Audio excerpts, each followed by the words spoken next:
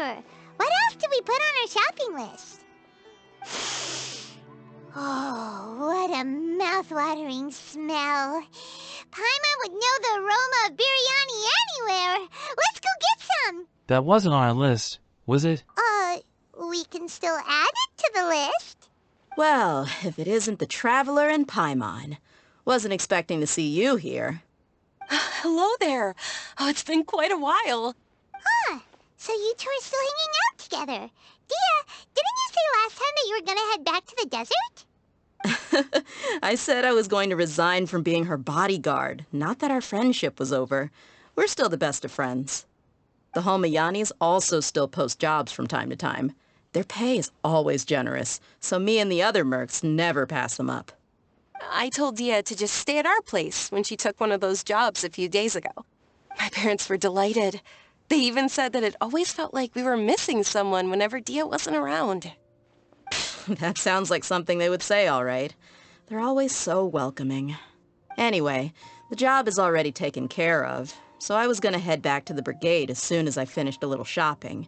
But the master kept insisting, and I ended up staying for another day. You can stay for as many days as you want, Dehya.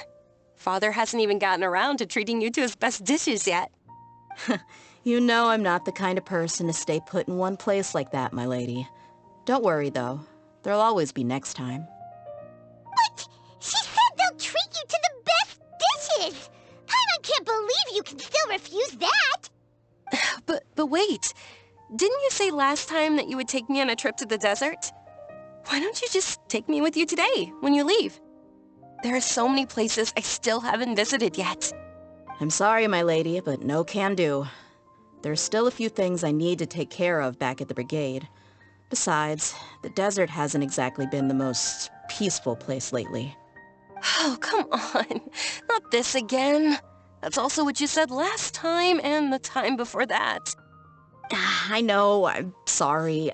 Just give me some more time, and I promise I'll plan the best trip ever for you. All right, fine. To be perfectly honest, it's not that I wanted to go, it's more like I feel like something is off about you lately. Ever since you first set foot on the estate a few days ago, you've been acting anxious and even paranoid. Have you been delaying our trip because you've run into some kind of trouble? Nah, are you kidding? You're worrying too much. Would you swear on that? Friends shouldn't lie to each other, you know. I wouldn't pry any further if you're willing to swear on what you just said. But if something really is bothering you, then just tell me. You know I'll help you however I can. Oh, looks like Dunyarzad was onto something. You're too perceptive, my lady. Seems I can't hide anything from you. I just thought that nothing good could come out of telling you about the messy happenings of mercenaries. Knowing too much only leads to more trouble. Mercenary life is a dog-eat-dog world where Mora reigns supreme. Everything operates on a completely different set of rules. That doesn't change anything about what I just said, though. We're still friends, and I can only support you if I understand what's bothering you. My lady, you're not gonna stop until you drag it out of me, are ya? All right, I'll share what I know. Let's go somewhere else first. This isn't exactly the best place for a discussion. Okay, let's talk here. Just try not to draw any extra attention. As you may already know, the Eremites have both a lot of mercenaries and a complex organizational structure. Many mercs are no different than me, just going around looking for jobs to earn some mora. My brigade is called the Blazing Beasts. We're not a large group, but every member is loyal and brave. However, not all Eremite brigades are like mine. Some are willing to cross all kinds of lines for the sake of mora. The most notorious is a faction known as Deshret's Relics. Deshret's Relics? Judging from the name, they must really look up to... Al-Amar. Yep, you got it. I've heard that you've already crossed paths with Ain al-Akmar. They're one of the groups under the Relic's banner. Oh, you mean the group that tried to sell us the Divine Knowledge Capsule? Yeah, they weren't friendly at all. Deshret's Relics is composed of many smaller brigades like Ain al-Akmar. The Relic's headquarters issues orders to all brigades under his control. On any other day, I would want nothing to do with them. Unfortunately, though, the brigade that's stirring up trouble now is none other than Dakan al-Akmar. Dakan? I think it means beard or something. Believe me, it's a really stupid name. I found it insufferable for years. Anyway, the real issue is that Dakan al-Akmar is led by my father, Kusela. Say what now? I think I'm starting to understand your anxiety now. But what did they do? I won't go into details, my lady, but they've been involved in a lot of violent incidents. We're talking hundreds. Hundreds? Yep. The scenes tend to be quite gruesome, too. They strip the victims of all their valuables before murdering them. Not only have they targeted merchant caravans and ordinary citizens, but other mercenary brigades as well. That's beyond terrible. They won't even spare their own kind. I don't know how Deshret's relic sees it. All I do know is that Dakan al-Akmar has become more and more aggressive over the last few years. If I don't do something about them, then even my brigade or the people of Aru village could become their next target. I just wish I knew what's driven him to do this. Yeah. How can your father do such terrible things? I don't know. People change. He's always been pretty pathetic. But at least in the past, there were still a few lines that he wouldn't cross. That's setting the bar pretty low. I mean, if he was even remotely decent, then why would I have to leave the brigade and cut all ties with him? He was loud and foolish, with no real sense of purpose. Instead of doing anything useful, he spent most of his time drinking and chasing after women. Of course, the other brigade members were just like him. Their ruckus would go on night after night.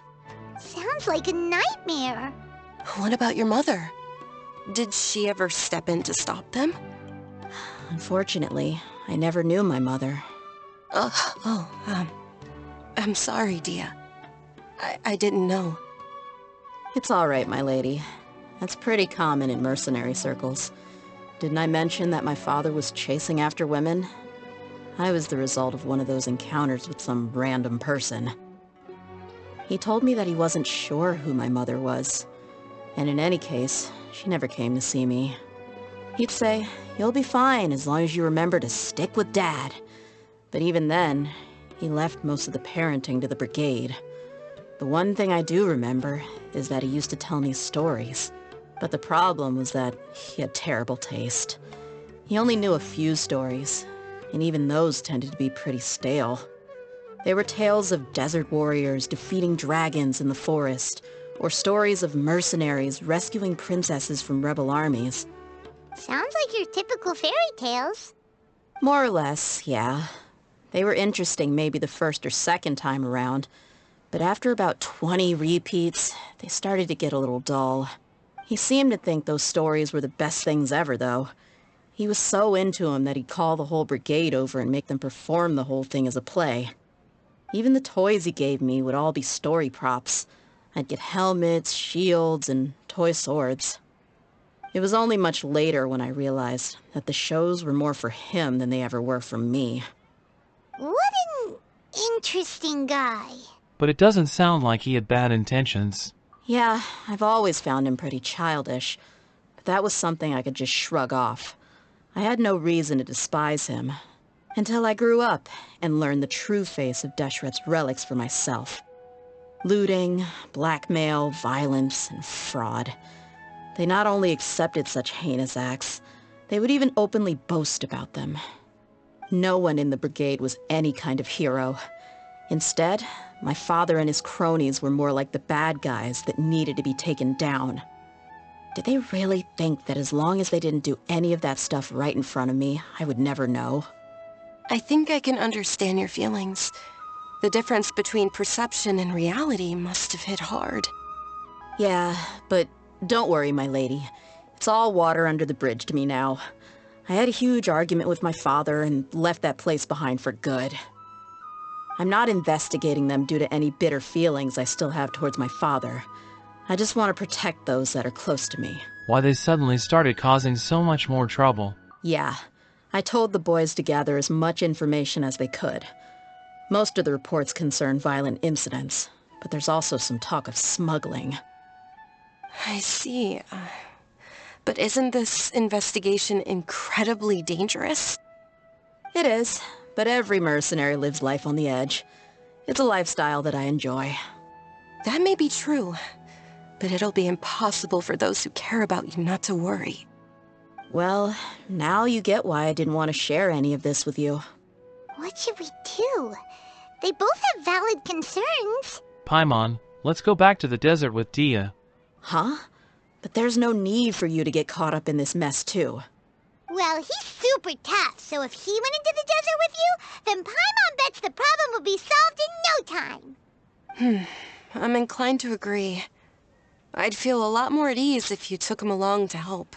You can count on us. I'll wait for news from you in the city until then. Please, stay safe. I'm honored that you care so much for me, my lady. All right, then let's get moving. Our first stop will be Caravan Rebot, where we can catch up a bit with my fellow mercs. Please be careful. I'll stay in the city and wait for news from you. Just don't do anything reckless, all right? Hey, Dehya, you're back. Are these two friends of yours? You bet your bandana on it. Oh, so you've already become like one of us then? Well, that's good to know. Anyway, since we've got newcomers, let me fill you in on what Dakan al-Ahmar has been up to lately. They've become extremely aggressive. Apparently, even their own now have become acceptable targets. They even attack other relics brigades, just the same as any other mercenary brigade. Even the most ferocious beasts still protect their own. It sounds like they've thrown that straight to the wind. That's right. Once they've collected enough loot off the other mercenaries, they sell it off to a different brigade, or turn to merchants on the black market. A portion of their profits is immediately exchanged for more food and weaponry to be used in their next violent operation. That's terrible. Yeah, and it really makes you wonder why they're so desperate for Mora. A few days ago, Isham and I trailed them for a while, and even disguised ourselves as merchants to conduct trade with them. We were able to learn a few things from the exchange. Rather than saying they're out to plunder and hoard Mora, it'd probably be more accurate to say that they're experiencing an internal power struggle. Wait, a power struggle? You heard me right. The vast majority of their victims are mercenaries from the other brigades of Deshret's relics. If their only goal was Mora, they could have gone after anybody. The targeted nature of their attacks points to a power struggle between the different brigades within the relics. That's the only plausible explanation we have. Unfortunately, we weren't able to find out anything more specific. It seems they're also trying to keep things under wraps. Oh, one last thing we discovered was that over the past few years, as Dakan al-Ahmar became more and more active, Deshret's relics as a whole became a lot weaker. And they were able to cause so much damage? It sounds mighty strange to me, too. Harun, you can leave the rest of the investigation to us. Gotta say, though, I didn't expect you to go on a whole undercover mission during the few days I was gone. Sounds like you were really putting your necks on the line, no? Nah, it was nothing. We're just as concerned about the situation as you are. Dakan al-Ahmar is your father's crew, after all. What he said. Besides, Dehya, haven't you done more dangerous things than all of us combined? What we did is nothing compared to your experiences. Yeah. And while they went to talk with Dakan al-Ahmar, I took a look at the last camp they attacked. Any survivors of the attack were already long gone. There was nothing of value left in the camp. Ah, Hisham and Khalaf. You're here too. We rushed over as soon as we saw you come into Caravan Rebot. Although this new friend of yours looks a little green behind the ears, I'm sensing a special vibe from him. Now that we know you'll have a capable partner with you, we can also rest easy. Hey, what about Paimon? Feel anything special? Oh, you're also planning to tag along with them? Of course! Paimon is the traveler's most important guide. Wherever he goes, Paimon will follow. Oh, in that case, then you'd better take care of her too, Dehya. Don't underestimate Paimon! Don't worry about her. She may look tiny and helpless, but she's been through just as many battles as the traveler here. Even if she had only survived on sheer luck, then that alone would still make her quite formidable. I had no idea. I guess I shouldn't judge by appearances. Oh, one other thing, Dehya. When you're free, why don't you update the deputy about your upcoming schedule? We held another recruitment event a few days ago, but everyone only came to see the Flame Main. You weren't around at the time, so people were pretty disappointed to only find our crew of rough, unkempt guys. The deputy put a lot of effort into the event, but it was basically for nothing. Only a few people chose to stay, and that really got to him. Sorry to hear that. I'll be sure to bring him some great liquor next time. I left in a hurry and I couldn't make it back in time for the event. Gotta admit, I can understand their disappointment, though. You're our brigade's main selling point, after all. Now, if only the deputy could figure out a way to bring a few more smoking hot members into our ranks. Keep dreaming. Remember the last time I invited a couple gals into the brigade? You all just froze up with your mouths gaping like a bunch of scarecrows. The awkward silence and weird expressions left quite the impression on them. They were originally interested in joining us, but after that, they both told me they were too uncomfortable to stick around. Hey, didn't we agree to never bring that up again? Huh? Wait, are you serious? Why have I never heard about this? I don't think you were part of the brigade yet. Are you kidding me? I missed a once-in-a-lifetime moment like that and you weren't even gonna tell me? All right. We can tell you about it later. Now's not the time.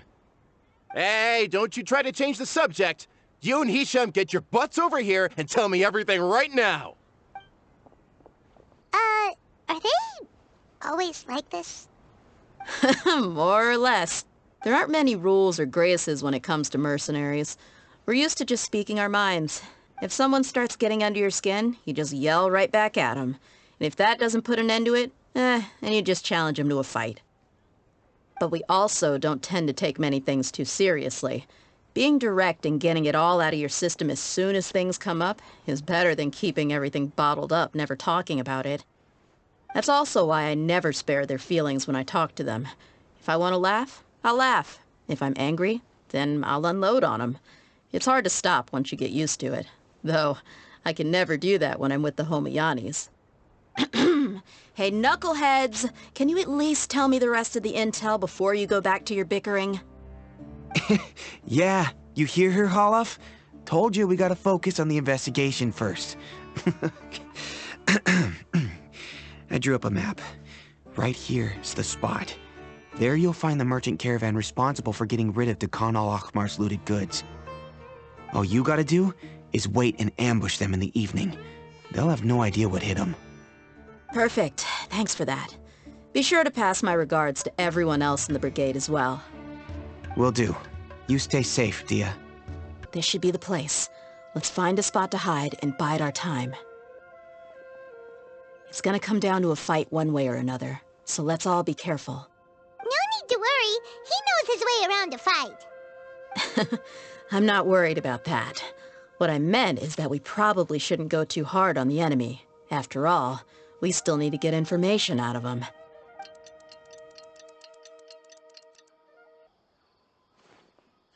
Here they come. You ready? Let's not give them a chance to react and end this quickly. Kya! Cha! Ra! Kya! Huh? You're... the Flame Main. Good. That saves me an introduction. All right, time for a little talk. Are you buddies with Dehya al-Akhmar now? Tell me, what are they after? You know the code of being a mercenary just like everyone else. The first rule is to never divulge key information about our employer. What makes you think I'd talk? That might have worked on an amateur, but I know you're just looking to protect your reputation. Think about it, though. What's your reputation worth if you won't have the other tools you need to succeed in this line of work? Tools like, I don't know, your limbs or eyes? You've got 5 seconds. You might want to think twice about how much your employer's information is worth to you. Whoa! You can close your eyes, Paimon. I'm not joking around. We can do this the easy way or the painful way. 2 seconds! I'll save you the trouble.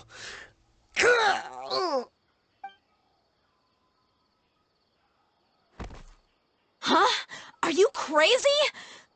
He tried to bite off his own tongue. Quick, search the area for any first aid supplies. I definitely didn't expect him to go that far. Thankfully, the wound wasn't too deep, and he just passed out from the pain. But why would he be so extreme? I just wanted to test his mettle. You can get a lot of mercenaries to talk just by threatening them. I didn't expect him to be willing to go through so much pain just to deny us some intel. Well, he's out cold for now. We could wait for him to wake up, but maybe it's not a good idea to interrogate him any further. What should we do? Yeah, don't worry about it. It'll be a waste of time to interrogate him again after that. He might just hurt himself again if we start asking. There are lots of goods around here. Let's search the area. Maybe we'll be able to find something. I'm really sorry. We found a piece of paper with a bunch of names on it. Maybe it's a record of something. Let me take a look. If this really is a merchant caravan, they should have a record of their transactions. Yep. I see an entry for Dehya Lakmar right here. Kusela, Idrisi, Bashar, and Takriti. All familiar names. Dehya Lakmar has been trading for a hefty supply of food, weapons, and medicine. It seems that in the past, they used to receive some canned knowledge as well. This caravan is just one link in their logistics chain. Once in the rainforest, the caravan will exchange the looted goods for Mora, and the funds will then be passed to a specific person. That person will then pack the caravan full of necessary goods, which will then be brought right back to Dehya Lakmar. Wait, why is there no Mora value recorded for the final transaction? No value? Yeah, every transaction before the last one was marked with an exact amount of Mora, but the final one, where they paid for everything to be brought back to the desert, was simply marked as delivered. Maybe amount of Mora just happened to cancel each other out? Perhaps. But they couldn't have known how much they would make off selling the loot. Do they not care about profit margins at all? Anyway, the next part's the records of the goods themselves. There are a lot of entries. Everything was probably sourced from the rainforest. Huh? What's wrong? Shahzaman Homayani? Homayani? You mean Dunyarzad's family? Could it just be another family with the same last name? I'd be surprised to find someone with the exact same first and last name. Shahzaman Homayani is Dunyarzad's father, and the head of the Homayani family. Just what the heck is going on here? Let's analyze the situation a bit more before freaking out. I'm sorry. You're right. I'll consider what we found and not jump to conclusions just yet. But what this piece of paper confirms is that the Homayani family has been providing goods to Dehya Lakmar. What if the Homayanis have been kept in the dark and don't know they've been trading with Dehya Lakmar? That's a possibility, but if that was the case, why is this caravan specifically named Shahzaman as their person of contact? They could have just as easily bought goods such as food and medicine directly from Caravan Ribat or Port Ormos. Do you think Shahzaman's supplying the brigade operations this entire time? Yeah, funding violence and looting. The brigade gets the goods, and he is paid the proceeds from the sale of the loot. But why would he do something like this? It's not like the Homayanis are in need of money. I honestly have no idea. I've been to their estate many times, and I've never noticed anything suspicious.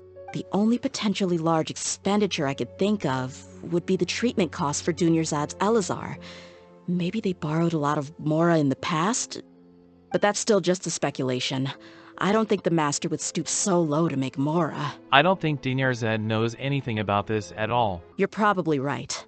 I know my lady's personality, and she wouldn't deliberately keep something like this from us.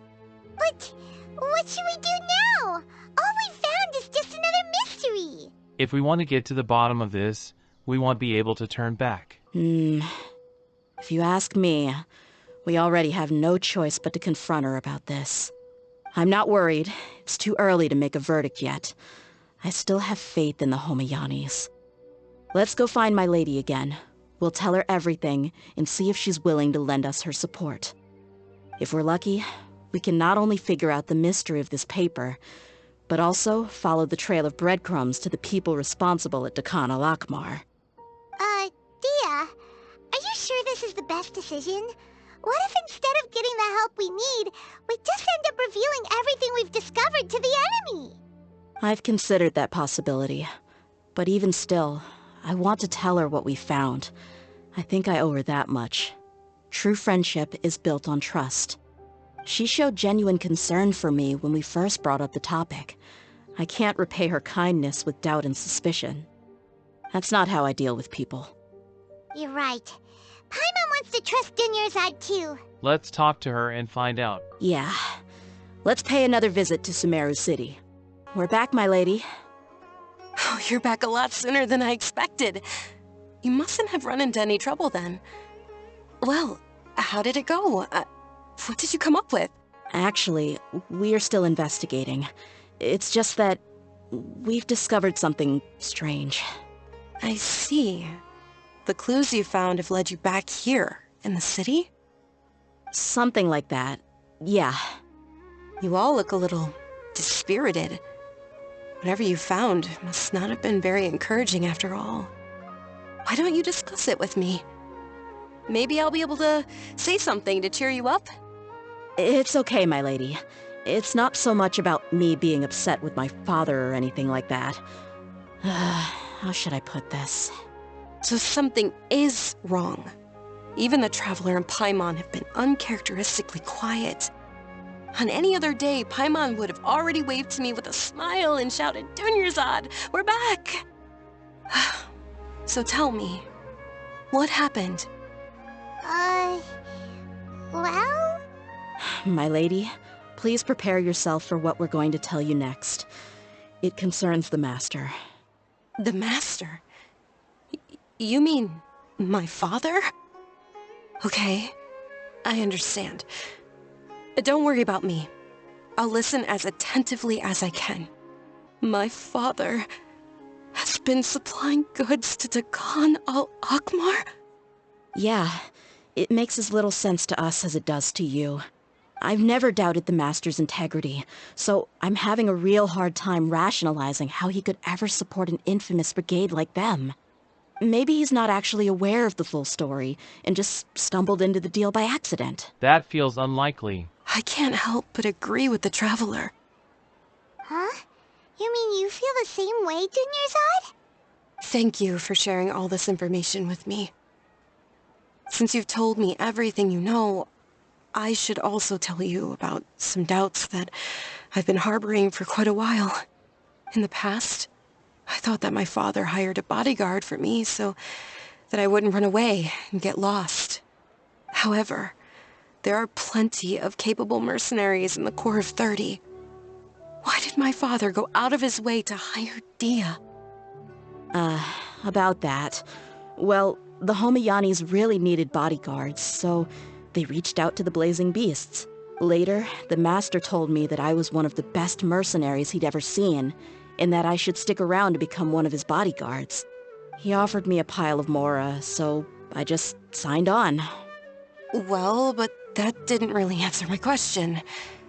Just think about it. Why did my father specifically reach out to the Blazing Beasts? Maybe the Corps of 30 just didn't have anyone available, or maybe someone recommended us. I've never given it too much thought. I think I get what you're saying. You think none of this was a coincidence. Precisely. At first glance, nothing seems strange or out of place. But there are many parts of the story that don't actually make any sense. If my father had always been in contact with Dehya al-Akmar, then it would make sense for him to bring Dehya into our house. You mean the goal all along was to get Dehya to be your bodyguard? No, that's too much of a stretch. I cut all ties with my father a long time ago. He has no control over my life anymore. But that still doesn't rule out the possibility that your father has still been trying to influence your life without you knowing. So, the Master was not likely an innocent victim in all of this? So far things looks that way. Sorry, we put all of this on you so suddenly, Dunyarzad. It's okay, Paimon. I should actually be thanking you. Regardless of his reasons, if my father has truly been funding a violent group of mercenaries, then it's my duty to bring him back to reason. But is that really the right thing to do? My father has committed many atrocities and deserves all the punishment that he has coming to him. I have zero sympathy for him. You may call me an ungrateful child, but my feelings will remain the same. However, the Homiyani family has treated me with nothing but generosity and kindness. If we decide to investigate this further, we could end up implicating the entire Homiyani family. I would be biting the hand that's fed me over all these years. Dehya. It's all right, Dehya. If anyone were to ask, you could always just say that I'm the one who instructed you to get to the bottom of this. You don't have to do that, my lady. I'm not conflicted because I'm afraid of taking responsibility. Besides, you're the one we should all be worried about right now. Hey, it's still too early to give up hope. What was the thing about friendship again? True friendship is built on trust, right, Paimon? Right, yeah, trust! You said that yourself, Dehya. Besides, there's no point on getting all riled up before we've confirmed all the facts. If your trust hasn't been misplaced, then he probably has many conflicting feelings as well. Thank you, everyone. That makes a lot of sense. I guess I should always remember the trust that I've placed in people. In which case, my lady, could you ask the Master to come out and have a chat with us? Sure thing. I also hope he'll be able to give us a logical explanation. Let's meet at the usual place then. Usual place? Ah, right! Thank you for coming, sir. Please allow me to introduce these two. This is the Traveler, and next to him is his travel companion, Paimon. Ah, yes, my daughter has mentioned them from time to time. It's a privilege to finally meet them in person. But we may skip all the pleasantries for now. What is the important matter you wish to discuss with me today? Well, we wanted to bring this transaction record to your attention. There's something on this record that we're all pretty curious about. Dehya explains the issue to Shahzaman and admits her doubts. So, that's what you found. Huh. Seems like I can't keep everything from you much longer. If you wouldn't mind, we'd like an explanation. Well, it's a long and difficult story. And to be perfectly honest, I'm not sure if I'm doing the right thing.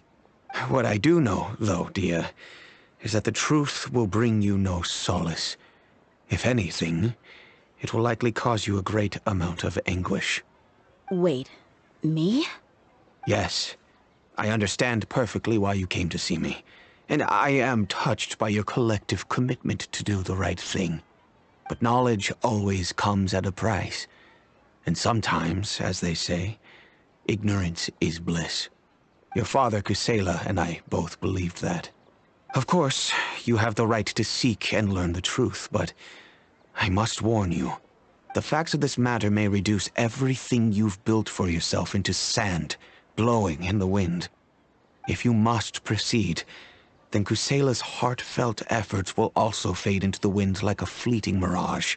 His heartfelt efforts? I'm sorry, sir, but I'm not sure I follow. I've made it this far in life without a single drop of my father's support. I have my own ideals and ways of looking at the world, as well as people and causes that I've chosen to cherish and fight for. None of these things have anything to do with him. I came here today to support you as the head of the Homiyani family. No warning will change my stance on that. I understand.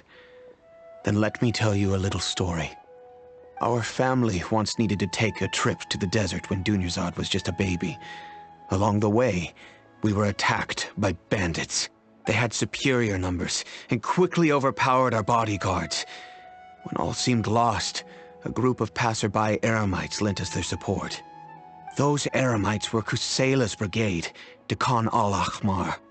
Kusela's men told me that the attackers were Eremite mercenaries, just like themselves. I was shocked. Why would Dehya al-Ahmar go so far to save us and not spare the fellow Eremites? Kusela was grinning and walked over to play with baby Dunyazad. She was startled by his unfamiliar face and nearly started crying. Really? I never knew. He said that he had no particular reason to help us. He just took pity on us because he had a daughter about the same age. We started talking about our children, and I sensed that he was a devoted father.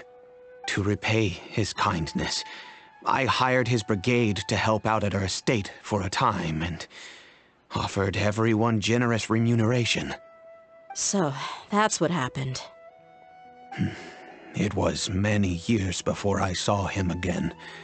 I almost didn't recognize him the next time he came knocking on my door. The man I knew to be strong and healthy had been reduced to a shell of himself. He couldn't even walk anymore without his cane. So, what happened to him? He was perfectly fine when I left the brigade. I'm not too sure myself. The only thing that didn't change was his cheery disposition. He said there was absolutely nothing to worry about and that he had gotten into a fight. That was all. He then suddenly asked me if Dunyazad, now that she had grown, would need a bodyguard of her own. At the time, Dunyazad was going through a particularly severe bout of her Elazar. There was no need for her to have a bodyguard when she could barely leave the house. But he kept coming back to the topic. Come on, it never hurts to be safe. How do you know a bodyguard won't come in handy one day? I was completely lost at first, until he recommended the Blazing Beasts, and in particular, a mercenary named Dehya. So he was the one who recommended Dehya to you. Indeed. He didn't say it out loud, but it was clear that he saw Deshret's relics as an evil group who would eventually corrupt every member in their ranks. He was already beyond redemption, but he hoped that he would be able to detach his daughter from the vicious world of mercenary life. If Dehya could stay in my house and keep working as a bodyguard, then gradually her affinity for the desert would decrease, and she'd be able to leave her previous life behind. And that's why you offered her such generous compensation? Yes, but not just because of that. From the moment that he asked me for that favor, I also began to see Dehya as my own daughter. And that's also why I tried to persuade you to stay when you asked for permission to leave. I was willing to spend however much it took. Kusela saved my daughter and me all those years ago in the desert. I could never refuse him entrusting his daughter to me. He was always like that, acting like he's oh so smart and self-righteous. Kusela said that he'd reimburse me for a portion of Dehya's fees. I refused to take any mora from him, but he'd always sent me funds anyway. Eventually, I just accepted them as a token of his gratitude. And that went on for a while until I received another letter from him a few years ago. The letter contained a request to help him buy food, weapons, medicine, and even explosive materials. Wait, isn't that around the time that Dekhan al-Akhmar started becoming more aggressive? That's right. When I started to hear some nasty rumors, I became wary. I wanted to meet him face to face to discuss things. But by then, he was no longer receptive to my requests to talk. If I had to guess, it's probably because he doesn't want to put Dehya at risk. I wonder why he asked you for materials over sudden. That thought occurred to me as well. I figured that he probably came to me for help because he had nobody else to turn to. After some deliberation, I decided to send him some food and medicine. I turned down all his requests for explosives and weaponry. I am aware that even such a reduced gesture of support could lead to others coming to harm, but I could not simply reject his plea for help. In the end, it probably was the wrong decision. I plugged my ears to the rumors and just chose a solution that made me feel least guilty about myself. If you can, please tell me where he is now. None of the things he's doing right now make any sense if he's just trying to keep me from getting tangled up in his world. If all he wants to do is steer clear of me, then maybe he shouldn't have brought me into this world in the first place. Oh no, Dehya, don't feel that way? I'm just angry because I can't wrap my head around any of his actions. Can you try to believe in him just one more time? I don't know. I really don't know. I don't think I can do it. But I guess you do have a point. We haven't uncovered the whole truth yet. We still need to figure out his exact actions and reasoning for these last few years. I'll do my best to help. Of course, anything between the two of you would need to be resolved between you and him alone. I don't know Kusela's exact whereabouts. Outside of supplying his brigade with some goods, I tried my best to avoid getting involved any further with him. However, there's a man on the list named Jawed. He used to be a mercenary in the desert and is now a member of the Corps of 30. He's responsible for supplying weapons and liaising with the Dekhan al-Akhmar's merchant caravan. I think he should know Kusela's whereabouts. I've heard that he likes to have a few drinks alone and enjoy the cool wind at night outside the tavern. Maybe you'll be able to find him there. Understood. Thank you, sir. Then I guess this is bye for now, unless... I'll stay and be with my father here. To be honest, I'm still a little dazed and haven't finished processing everything quite yet.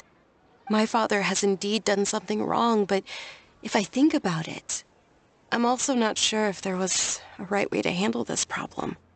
I feel like our only course of action is to turn everything we know over to the Corps of 30 and let them render judgment.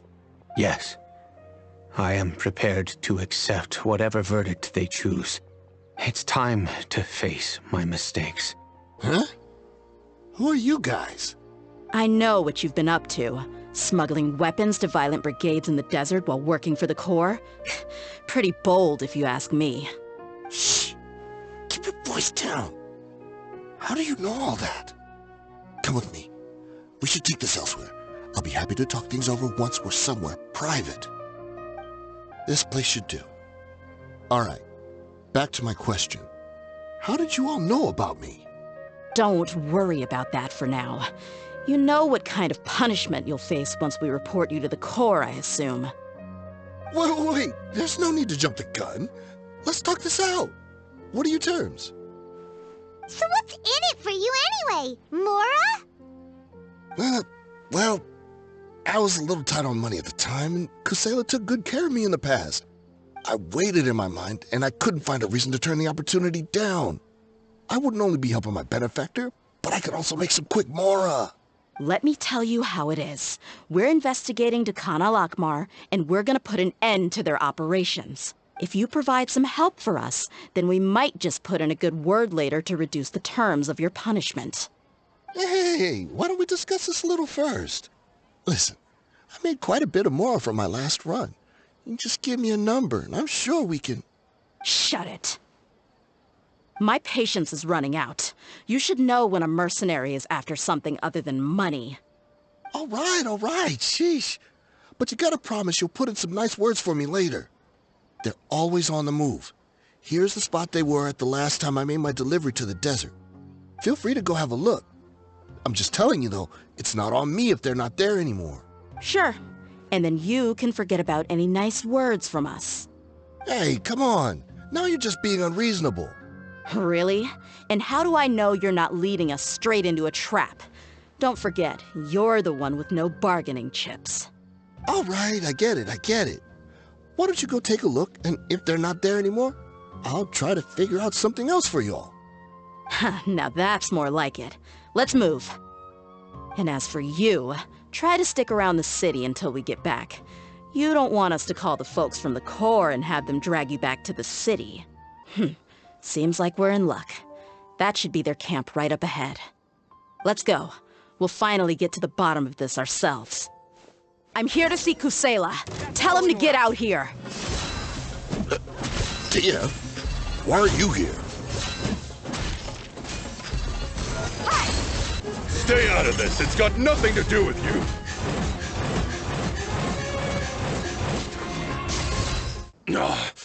She's so strong. Enough fighting. We all know each other, and I don't want to take things too far. Just bring Kusela to me. There's no use hiding him anymore. Did Did you understand a single word I just said? Or do I need to bash your skull in some more? All right, everyone, let's all just calm down for a second. Dehya, the boss can't come out and see you anymore. He died a long time ago. What? Seems like you've been out of the loop for a while. Guess that's for the best, though.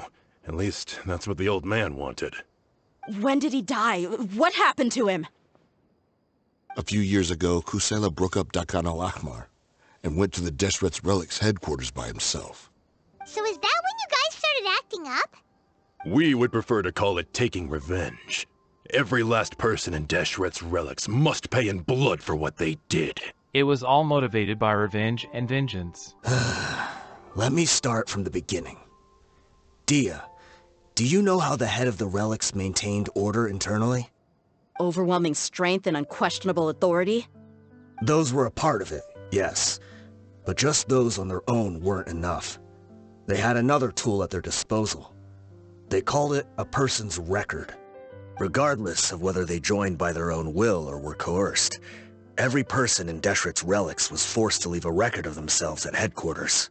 Whether it be their deepest sin, some unforgivable act, or their most immoral exploit, the record served both as a symbol of loyalty and the perfect material for blackmail. So it was no way to escape the records. That's precisely it.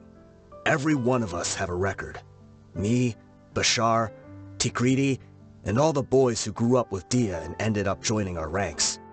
But you, Dehya, you were never asked to provide a record, were you?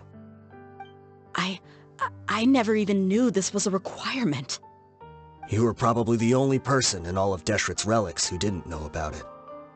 Ever since you were born, Boss had been trying to shield you from this organization's sinister rules. Not only that, but he also banned all of us from committing any nefarious acts. He said he'd take care of the dues we had to pay regularly to headquarters. But in the end, he was just an ordinary person. What could he do? He was forced to go to headquarters again and again to account for missed dues and incomplete records. He'd come up with all kinds of excuses and get beaten up as a result. We all knew he was doing that for you. He wanted to get you out of this world, no matter what it took. And that's why he became a shell of himself and couldn't walk without a cane. Wait, but that doesn't make any sense. I didn't know about any of this, and I'd never seen him get injured or beaten. Because you were too young at the time. How would you ever tell between wounds from a beating and wounds from battle? When you left home after that final argument with him, he seemed to age by a decade overnight. Even his hair went gray. So even the blazing beasts were... Yep. It was all his doing. Had he not arranged them to come to you, you probably would have been reduced to a pulp before you ever left the desert. A few years ago, Boss said he needed to make another trip to headquarters. He was already pretty weak then, and we all assumed he was going to get beaten again. I suggested that he hand the role of leadership over to me, but he said there was no longer any need, since the Khan al-Ahmar would soon be no more. His words made no sense to me, but that night, we heard that a massive fire tore through headquarters and razed everyone's records to ash. Everyone gained their freedom that night. Many members fled, not just from our ranks, but from the other brigades as well. But how could we leave with a clear conscience? All of us who knew exactly what had happened. The boss can't have just died for nothing. Those heartless jerks at headquarters took him from us. From that point on, the sole purpose of the Khan al-Ahmar became revenge. The big fire that Boss started was quite a blow to headquarters' strength. It's given us the opportunity to launch our attack. Even though we're outnumbered, we vowed to see our revenge through to the very end. But Deshret's relics haven't been the only victims of your revenge. There were people from headquarters who changed their names and went into hiding. Some fled to other brigades, and others escaped to the rainforest. But we won't let any of them escape our wrath. They'll all pay for what they've done. We've suffered plenty of losses as well. To keep going, we need an enormous amount of supplies, from food and medicine to weaponry and explosives. All we can do is exchange our loot from Mora, and then use that to get supplies. We forged Boss's handwriting and sent out many letters to his former friends. Thankfully, many people were willing to come to our aid. We were also able to attract many mercenaries who shared our goal. We've endured unspeakable pain to win many impossible battles. Deshret's relics have become weaker and weaker, and now we finally have an opportunity to directly strike their headquarters. Paimon doesn't know what to say anymore. Responding to violence with violence will only cause more pain. We do know right from wrong, but we were sinners from the very beginning. We do not deserve the freedom that the boss won for us with his life. Boss always loved his old-fashioned hero stories. Those tales about sacrificing yourself to save the world. We used to always laugh at him for it. But in the end, he really went and lived those stories out himself. As for me, I never considered myself a hero. We're all the lowest of the low. We have no right to even imagine such an existence.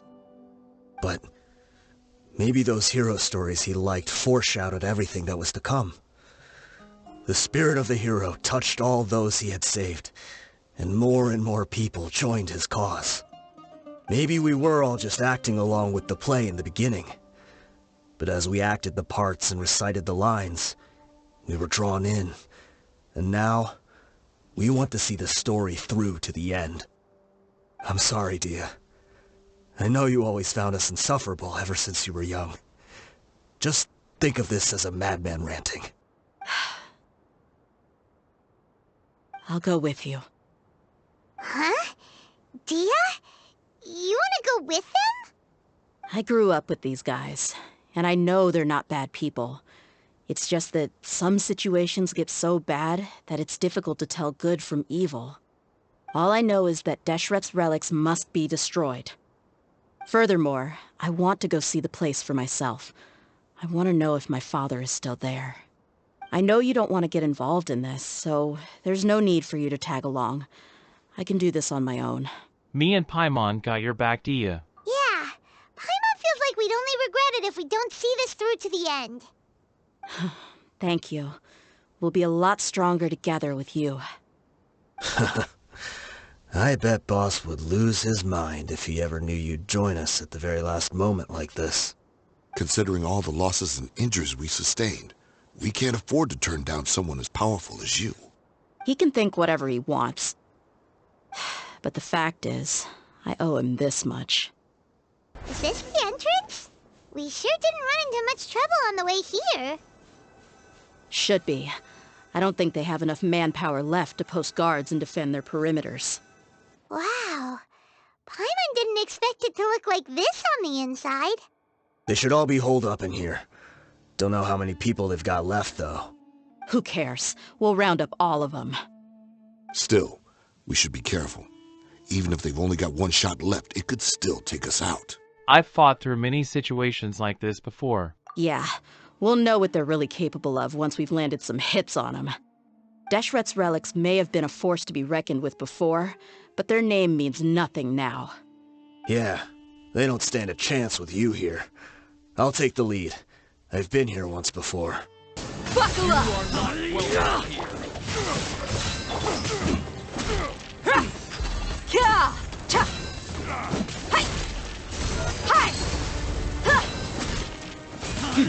Gloves off!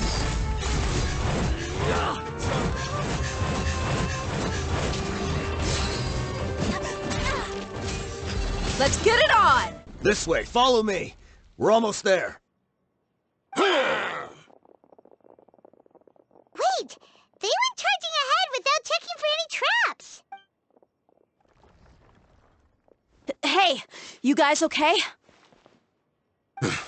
It seems like we just got trapped in here. Don't think we triggered anything else. Watch out, the enemy's coming from ahead. Well, now that things have come to this, seems we'll have to fight our way through. Don't worry about us. We knew something like this could happen. Go and take a look around. There could still be another way through. Let's go! We can't let the boss down! Let's check if there's another way! The sooner we can make it through to help them, the better. Let's see.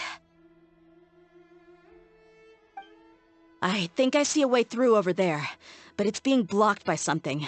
Let's try our luck with that mechanism. Okay, let's go! I wasn't expecting anyone to make it through from the other side. But as a desert dweller, I suppose we should be used to our folks defying all expectations. Don't waste your breath. You have nowhere to run. Run? Had I wanted to run, I would have fled 1,000 times already. I witnessed the golden age of Deshret's relics. Even if I could leave this place behind, all that awaits me now are endless days of humiliation and ruin. Even now, my brothers and I still believe in one thing. The greatest should never live to remember their fall. So you want to go out in a blaze of glory? Let us draw our weapons! We will show them the true power King Deshret bestowed upon his followers. They are but two, while we hold within ourselves the entirety of the relic's glory. Wave 1, charge! Eliminate them! Free!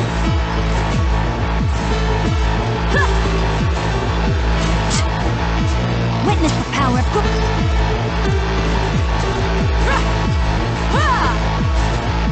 Buckle up!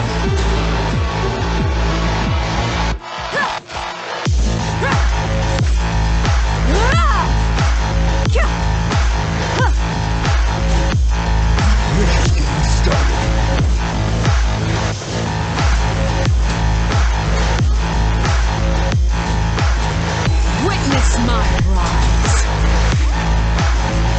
Laid bare. Rain out my... This is where we prove our fate. You all just want to die? None of us plan to leave this place alive!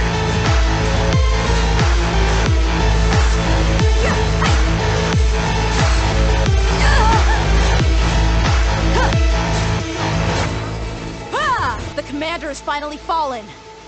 But they're still coming at us! This place is like Gladiator's game. They just keep coming no matter how many we beat! Yes! Keep fighting! There's no need to fear, and no need to back down! This is our last stand! When the next wave comes, try to draw away their attacks. I'm going to see if I can take out that high platform.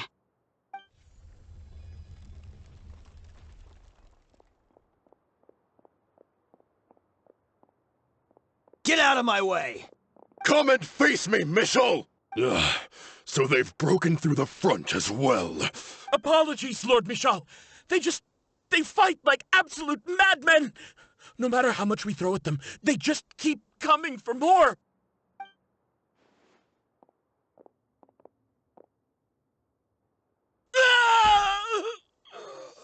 So, it would seem like this is the end.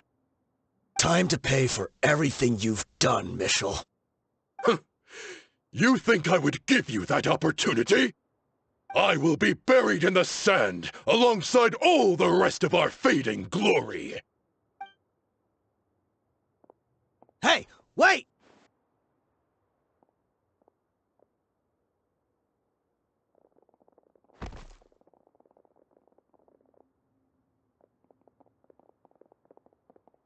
We were too late. It's over. There's no more need to fight. But if you're still going to cling on to your so-called mercenary's pride, then I'll give you all a good beating as well.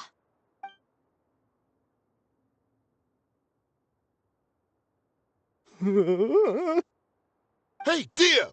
I found the mechanism. I'll get you all back up here right away.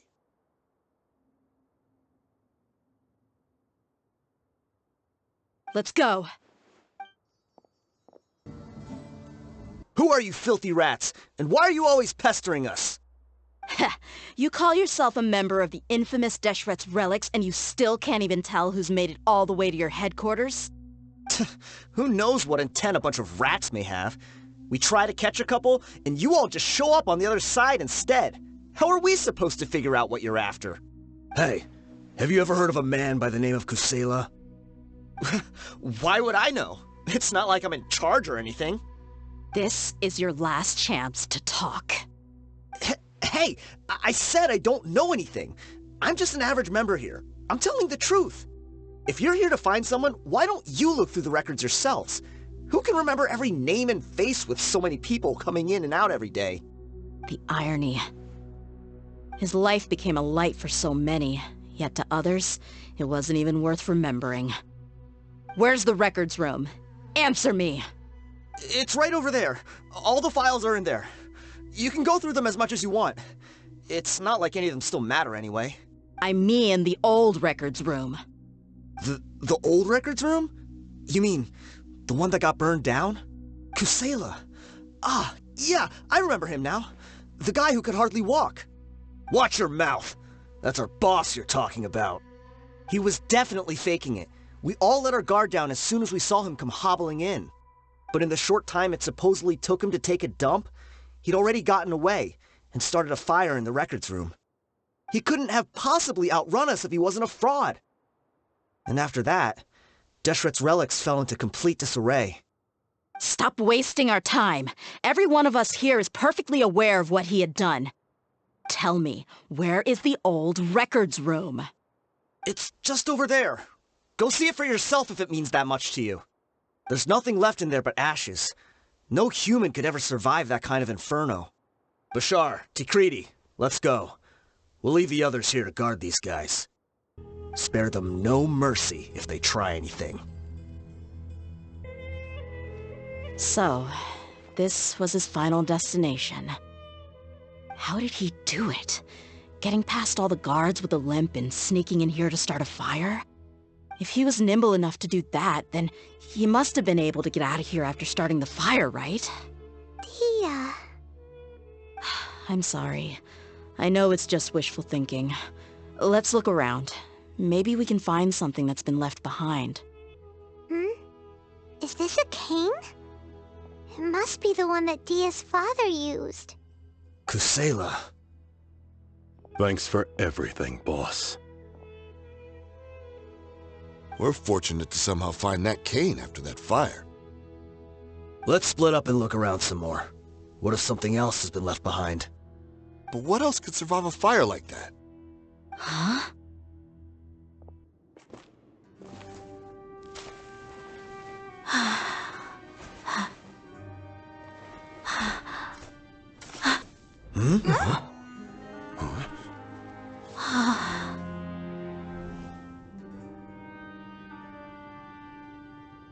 Thought so. Wait! Isn't that the toy sword you played with as a child?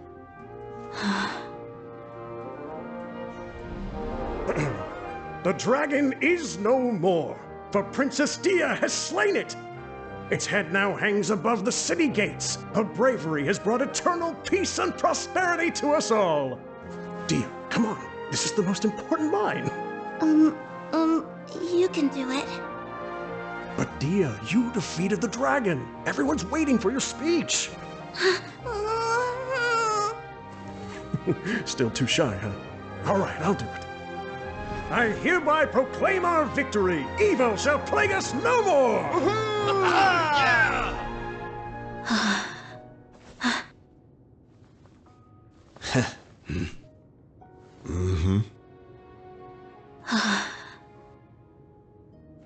I hereby proclaim our victory.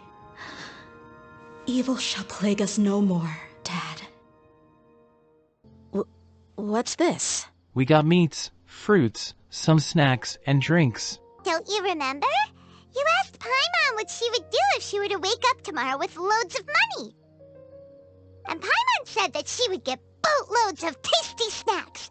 You looked super confused at the time, but said it was an adorable thing to say. These opportunities don't come by often. So today, Paimon's gonna treat you to a special crash course on Paimon's life philosophy. She really mean it. I never seen her spending so much more. Hey, come on! Paimon's not that stingy. Anyway, the point is that you should eat to your heart's content. You'll feel better for sure once you've gotten something in your tummy. Dunyarzad will also be here shortly. She's already heard that we're back. Aw, thanks you two. Honestly, This is very unlike me. I just had a lot on my mind on our way back, so I didn't know what to say. My chest was filled with all kinds of intense emotions.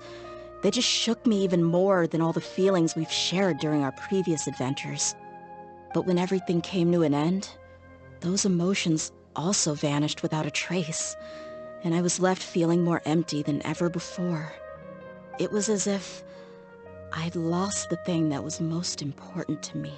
It's all just happened so fast. Yeah, you're right. To many mercenaries, Mora is the most important thing in the world. But perhaps to us, it's the most worthless thing of all. Idrisi and the others all used to say that they would quit if there was no Mora to be had. But when it came to avenging my father, there was no Mora to be made anywhere. My reality shattered when I found out that the father who always told me hero stories was in fact a bad guy. But look at me now. Am I any different? Despite all my promises about never forgiving him and never trying to understand him, I still went to such lengths to find out the truth, and nearly even shed tears for his sake. We're hypocrites, all of us. Always trust your true feelings. Yeah, you're right. It's just a pity that we often only recognize our true feelings after it's already too late. You're back! Are all of you all right? Ah, there she is. Yeah. Many people from the Corps of 30 came over, and I just wrapped up everything with my dad. All I can do now is wait for their verdict. Huh? Dehya, you're looking quite down again. Paimon will explain. A lot happened while we were gone. Once Paimon finishes telling the story, Demirzeb begins to cry. I'm sorry. I really should have controlled my emotions better. I just... It's all right, my lady. You were hurt by all of this as well. Truth be told, I'm starting to feel a little guilty watching you cry like this. Dehya, your pain must be even worse. You shouldn't need to comfort me. Hey, don't worry about me. If anything, this whole thing has finally shown me the difference between illusion and reality. My father probably thought that people could settle into new lives as long as they moved to a new environment. That thought has even crossed my mind a few times. It's like saying, what's wrong with adapting to a new life? However, there was always something deep within my mind that refused to accept it. This impulse brought me great turmoil, and even made me feel ashamed for turning my back on your father's kindness. But now that I consider it again, it all makes sense. The desert sands are a part of who I am, and I will never be able to lead a peaceful existence. I understand how you feel. That doesn't mean I won't be making any changes to my life, though. As an example, I'm now thinking about taking on some small odd jobs. It's just like Idrisi said. I also want to catch up to my father and become a character in his play. Even if the ending of the story may be childish and ridiculous, it won't really matter. Isn't that neat, though? Oh, you'll be a whole new kind of mercenary, one that's not out for Mora. Why don't we go for a change of scenery once we finish eating? What about stopping by the Grand Bazaar again? Right. You said you wanted to get a rug for your family. We'll come along too. I am sure we would have a blast there. I can't thank you enough for taking care of me this entire time. Oh, this rug here is quite something. The craftsmanship is exquisite, and the fabric is also of high quality. Ah, here you are. Finally, I found you. Hey, aren't you that mercenary who bit his tongue? You can still talk? Wait, are you here to take revenge on us? What are you talking about? Do I look like I could take you all in a fight? I just came here to give you something. I'll be on my way to give myself up to the Corps after this. Once I woke up, I hurried to the Khan al-Ahmar's camp, hoping to alert them to your presence. But when I got there, I found no one except the members who were still too injured to move. Ah, so you probably got there after us. Yeah, they told me that they had exacted their revenge, and everyone had turned themselves in to the authorities. Even that last camp was not going to last for much longer. I had joined the cause to repay an old favor from Kusela. Now that everyone's already turned themselves in, I might as well do the same. One of the injured members gave this box to me, and told me that it contained some of the old man's last possessions. Everything left in the camp will get confiscated, so I figured I should get this to you before the court could get their hands on it. Thank you. No worries. We are all just living our own truths. There's no need to comment or judge anyone for it. So this box contains everything that Dehya's father left behind. Huh. It feels lighter than expected. Well, back in the day, the first thing he did with any moral was spend it on things like drinks and meat. But let's see what's inside. What's this? It's just a bunch of junk. It kinda stinks. Perhaps it's just been left unopened for too long.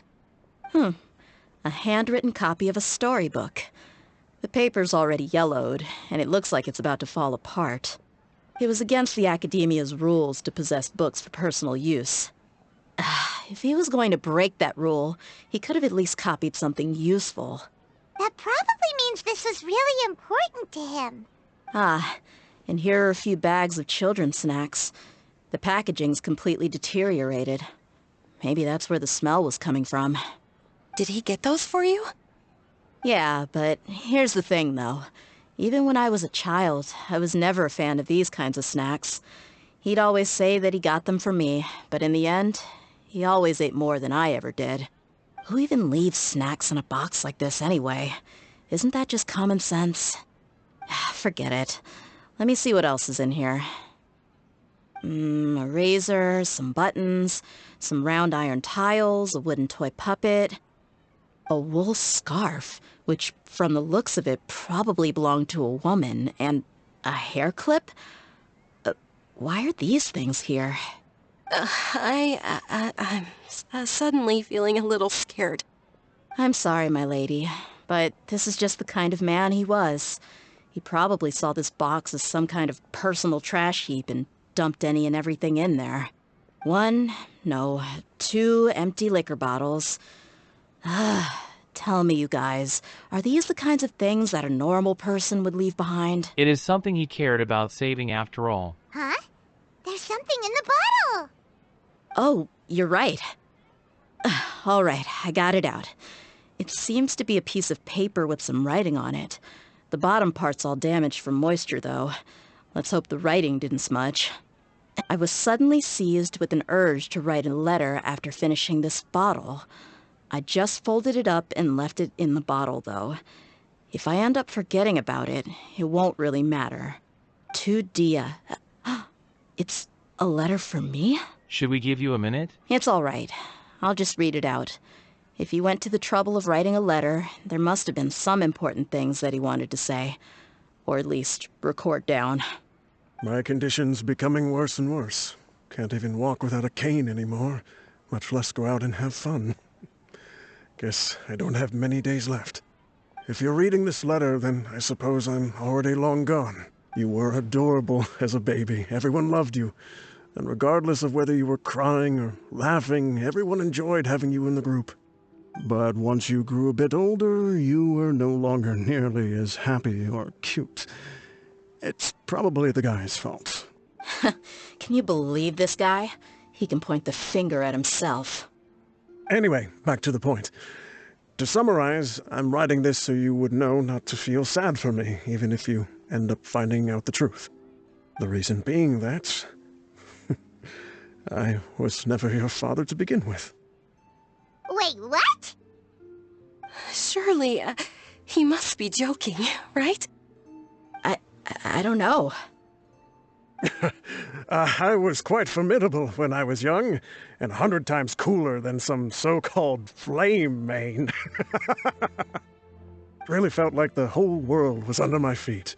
With just a teeny tiny bit of effort, I felt I could rule over the entire desert.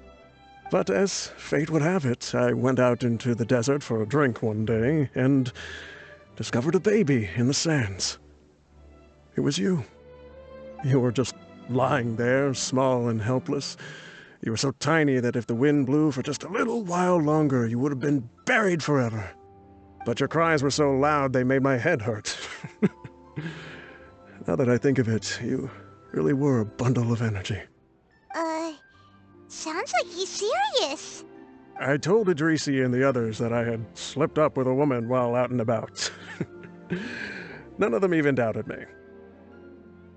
I'm sorry that I had to lie to them for so long, but I really had no other choice. I was their most esteemed leader, after all. It's not like I could just tell them that I suddenly wanted to play at being a father. At this rate, I'll puke up all the liquor I just drank from this bottle. Anyway, Dehya, you possess the kind of freedom and kindness that we could only dream of. As far as how you should live your life, that'll be up to you to decide. That's the end of the letter. In the end, he was still thinking of me as a little child. That's what humans do. I suppose, or I would have suffocated under the sand a long time ago. He was a good father to you. The fact that he wasn't a blood relative doesn't change that. Yeah, it's just a pity that we had to learn the truth of everything like this. Do you already have some ideas about the decision that he wanted you to make? I do. If he first found me alone in the sands, then I want to try my hand at finding the person who abandoned me. I just have one wish. To tell them a story. That there once existed a childish and foolish jerk with a heart of gold. And that only under his care was I able to grow and mature into the person I am today. If you end up finding any leads, can you share them with us? We go on adventures all the time. Maybe we'll be able to find some information for you. Sure, I appreciate it. I wasn't expecting you to be so enthusiastic. It's what we do after all. Traveling would be nice to enjoy the journey together. I'll help too. Thank you. All of you. Thank you so much. My life has certainly had its twists and turns, but I've always considered myself lucky. Because no matter where I've gone, I've always been surrounded by incredible kindness.